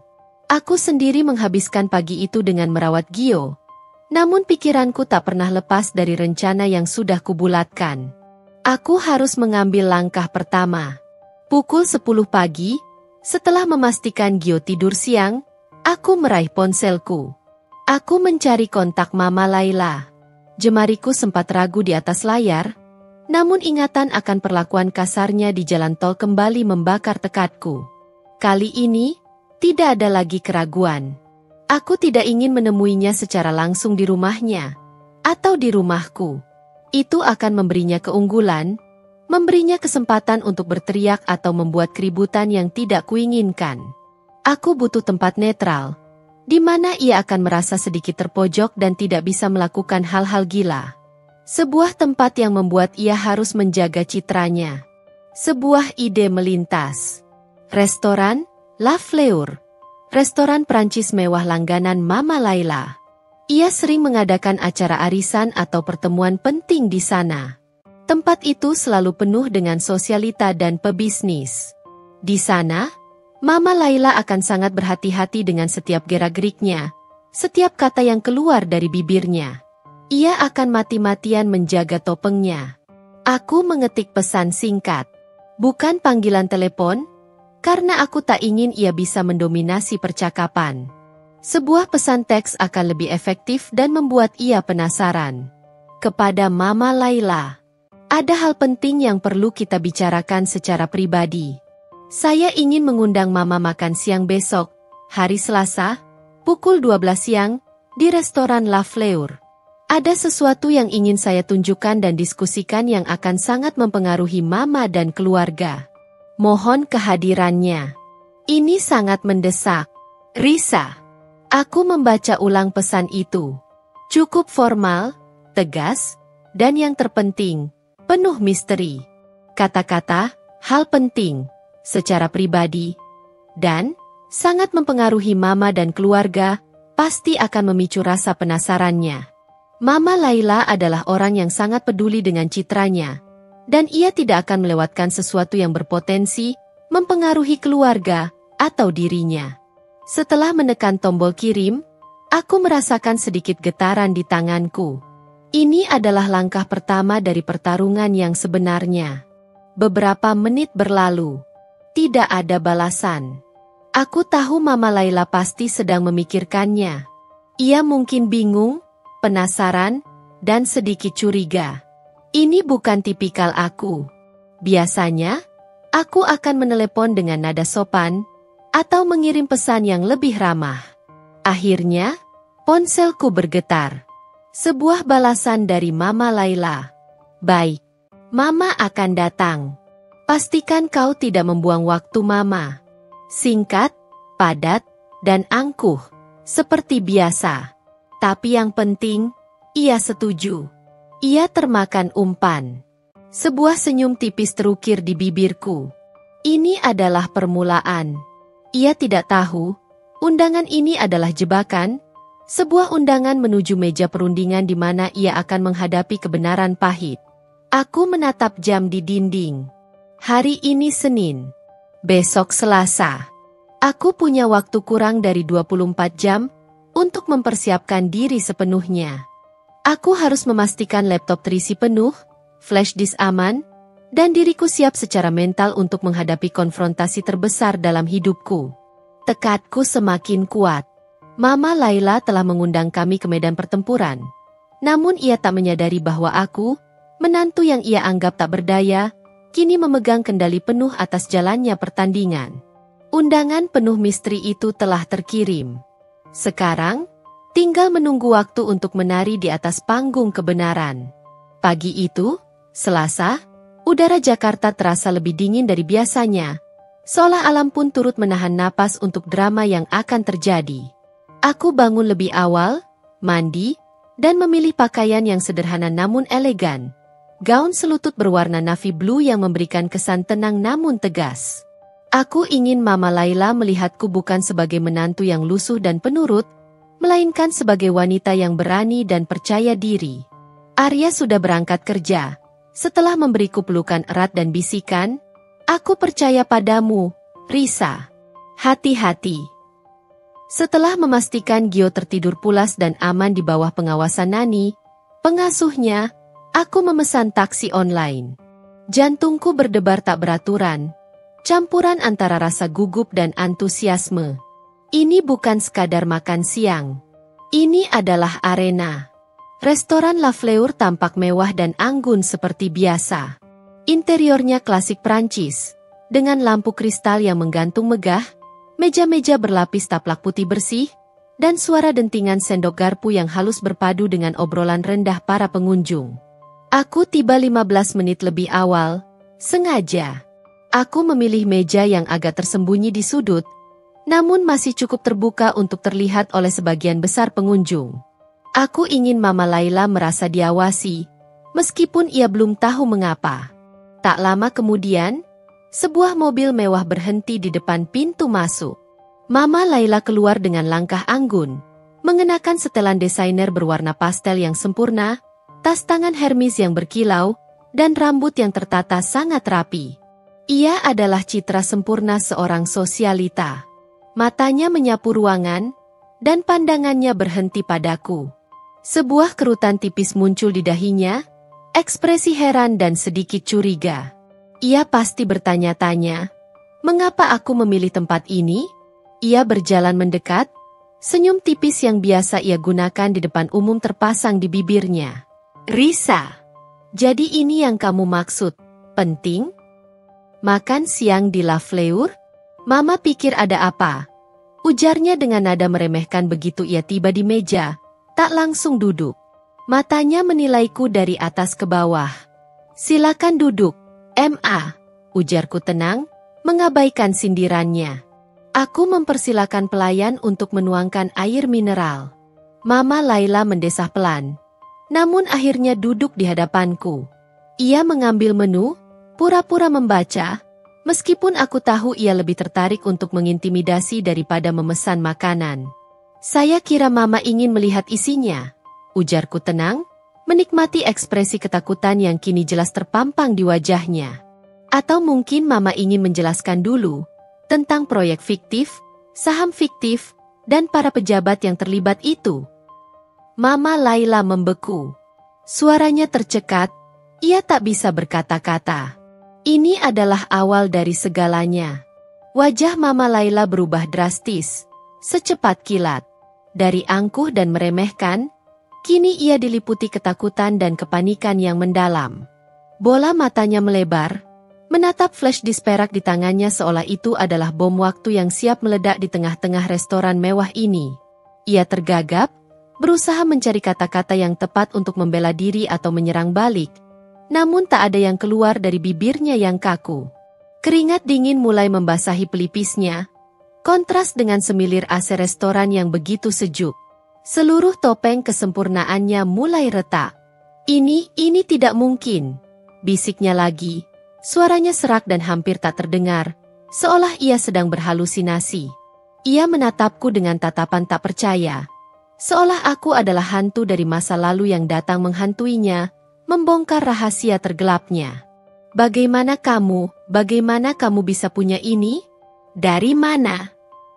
Aku tersenyum tipis, senyum yang kubuat seringan mungkin, tapi penuh makna dan kepastian. Sudah lama saya menyimpannya, Ma. Sejak bertahun-tahun yang lalu. Sebuah temuan yang tak sengaja, saat saya masih bekerja paruh waktu di sebuah kafe. Saya tidak pernah berpikir akan menggunakannya, sampai Mama sendiri yang memaksa saya hari ini. Kata-kata, memaksa saya, itu menusuknya. Ia tahu aku bicara tentang insiden di jalan tol yang baru saja terjadi kemarin.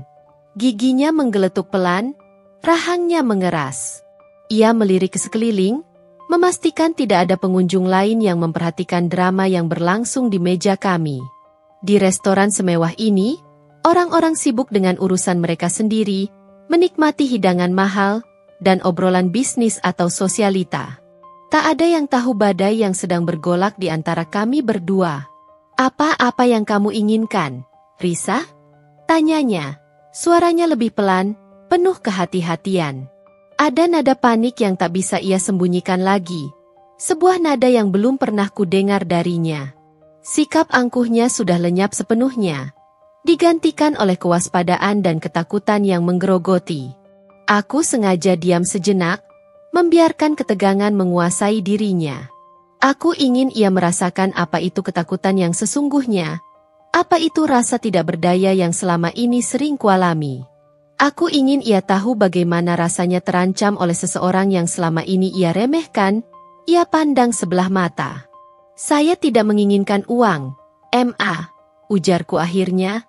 Suaraku datar dan jelas, setiap kata tertata rapi. Saya tidak peduli dengan bisnis kotor Mama. Saya hanya ingin satu hal. Dan itu jauh lebih berharga dari semua uang Mama. Mama Laila mendengus, mencoba mendapatkan kembali kendali atas emosinya, mencoba membangun kembali benteng kesombongannya. Itu permintaan yang tidak masuk akal. Risa, Mama hanya mencoba membimbingmu. Mama ingin yang terbaik untuk Arya dan cucu Mama. Mama Laila menatapku tajam, mencoba membaca pikiranku, matanya berkedip-kedip. Apa? Katakan. Jangan bertele-tele. Mama tidak suka teka-teki. Desaknya, mencoba kembali ke mode dominannya, namun suaranya masih bergetar. Saya ingin Mama berhenti mengganggu hidup saya dan Arya. Ucapku, nada suaraku sedikit meninggi, namun masih terkontrol penuh. Saya ingin Mama berhenti mencampuri urusan rumah tangga kami. Saya ingin Mama berhenti merendahkan saya di depan umum, atau dimanapun.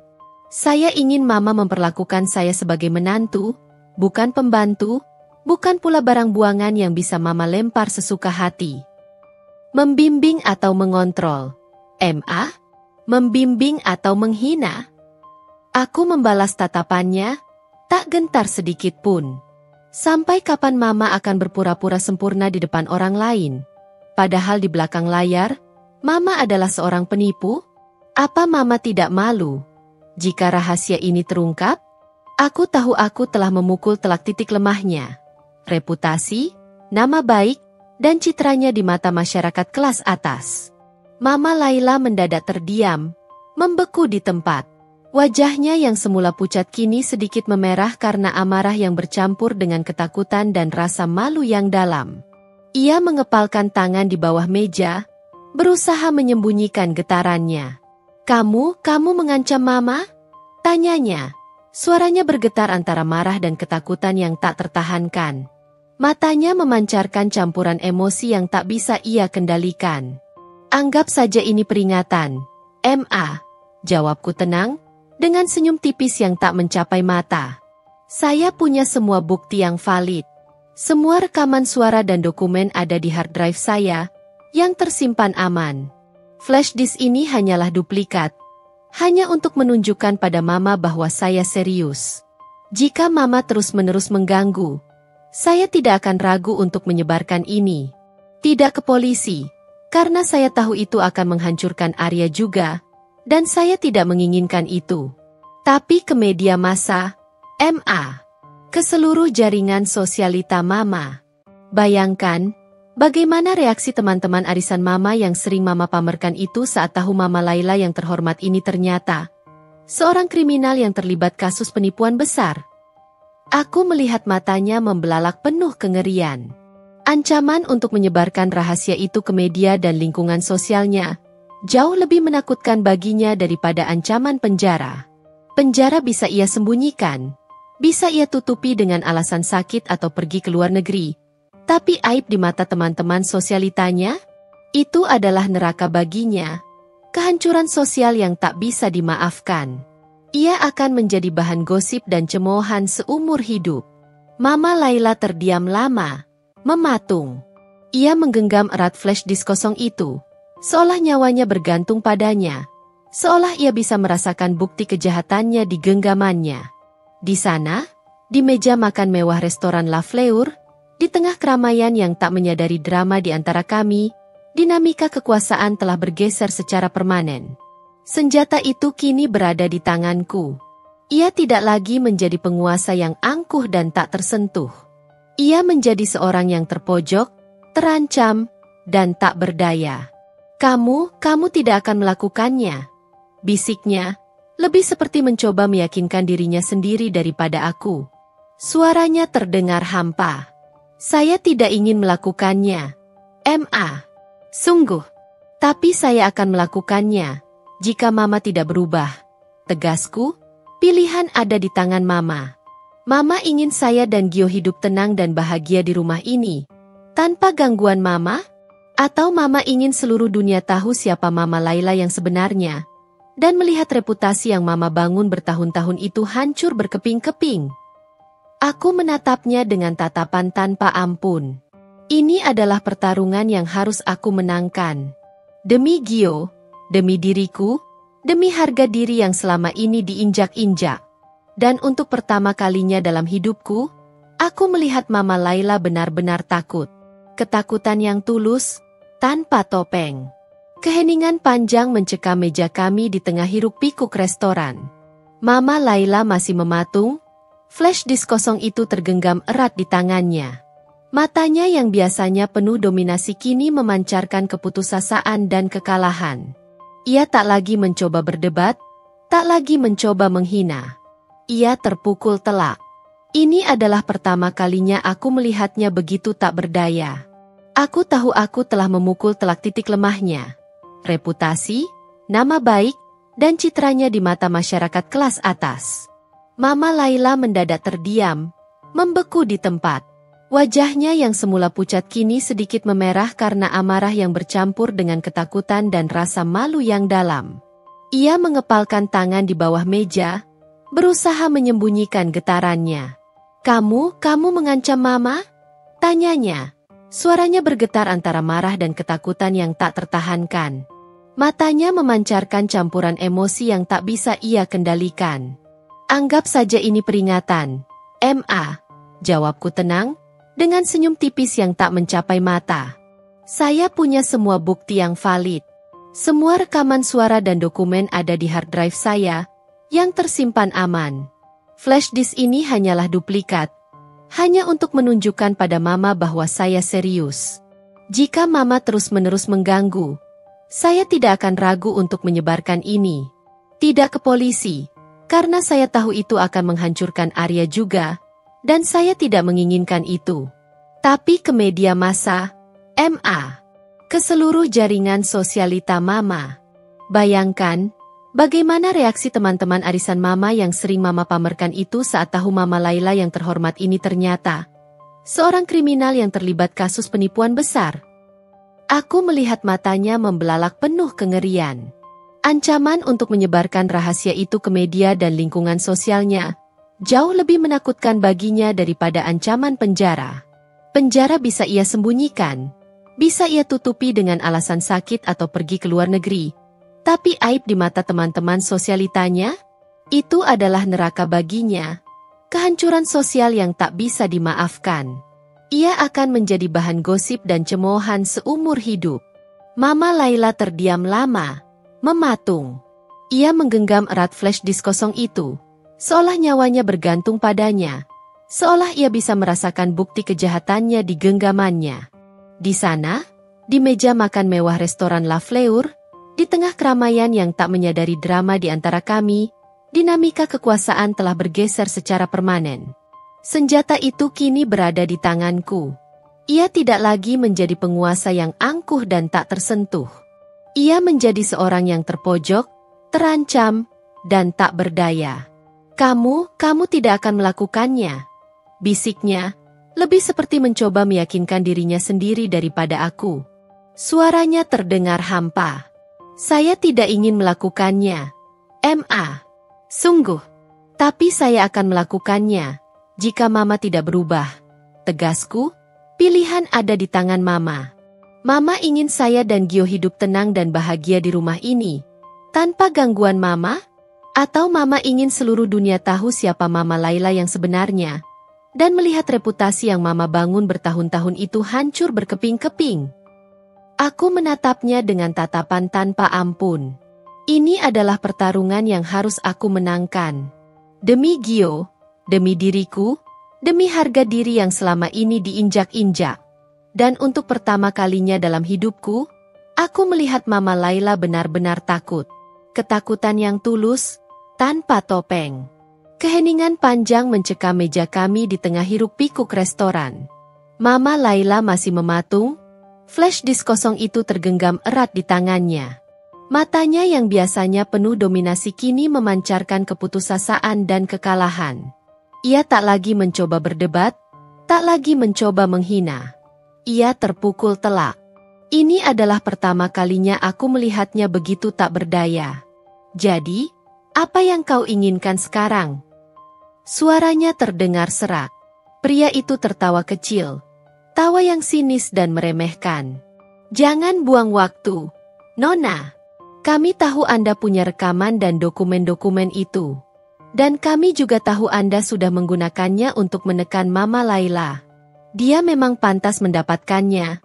Wanita tua yang serakah itu. Kata-katanya mengejutkanku.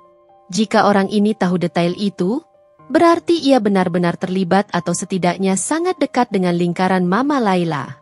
Lalu, apa mau Anda? Tanyaku langsung ke intinya. Tak ada gunanya lagi menyangkal. Sederhana saja. Kami ingin Anda menyerahkan semua salinan bukti itu kepada kami. Rekaman, dokumen, semuanya. Dan Anda akan melupakan semuanya. Sebagai gantinya, Anda akan mendapatkan sejumlah uang yang sangat besar. Cukup untuk hidup nyaman seumur hidup Anda dan anak Anda. Sebuah tawaran. Sebuah sogokan. Aku terdiam sejenak. Godaan untuk hidup tenang, dengan uang berlimpah, tanpa harus berhadapan dengan drama Mama Laila lagi, sangatlah menggiurkan. Namun, instingku berteriak, ini jebakan. Dan jika saya menolak? Tanyaku, nadaku berubah serius. Suara David kembali menjadi dingin, bahkan lebih mengancam. Maka hidup Anda tidak akan tenang, Nona Risa. Kami bisa memastikan Anda tidak bisa lagi hidup di Indonesia. Atau, mungkin, terjadi kecelakaan tak terduga pada orang-orang terdekat Anda. Ancaman itu membuat darahku mendidih. Mereka tidak hanya mengancamku, tapi juga Gio dan Arya. Ini bukan sekadar uang atau reputasi. Ini adalah ancaman nyata terhadap keselamatan kami. Saya tidak akan menyerahkan apapun, jawabku tegas. Saya tidak akan tunduk pada ancaman Anda. Pria itu mendengus. Pikirkan baik-baik, Nona Risa. Kami akan memberikan Anda waktu 48 jam. Jika dalam 48 jam kami tidak menerima kabar dari Anda, maka bersiaplah. Kami akan membuktikan bahwa kami serius. Nomor ini akan menunggu telepon Anda. Panggilan terputus. Ponselku terasa berat di tangan. Ancaman ini jauh lebih serius daripada intrik Mama Laila. Ini adalah ancaman dari pihak yang lebih besar, lebih berkuasa, dan mungkin lebih kejam. Mereka tidak hanya menginginkan rahasia itu diam, mereka ingin menghapusnya. Aku bangkit dari sofa, berjalan mondar-mandir di ruang keluarga. Siapa? Kami, yang David maksud? Apakah ini kaki tangan Pak Dirga? Atau orang-orang yang disebutkan dalam rekaman itu? Para pejabat yang ikut terlibat?